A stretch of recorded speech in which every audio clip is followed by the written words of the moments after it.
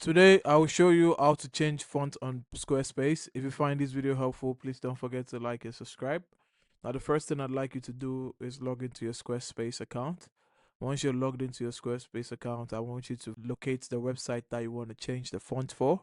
And once you do that, this is what the dashboard should look like. On the left sidebar, we're going to go to websites. On the website, we're going to go to styles. And on the right sidebar, you should see a dialog box open that says Site Styles, and we're gonna go to Fonts. We're gonna click on this arrow here, and this arrow here is going to show us some settings that we can set. We can set the base size of the font.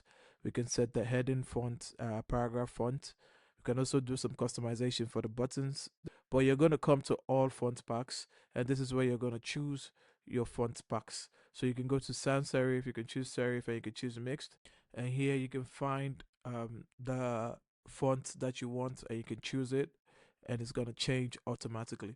Now that's how to change fonts on Squarespace. If you find this video helpful, please don't forget to like and subscribe. On to the next one. See ya.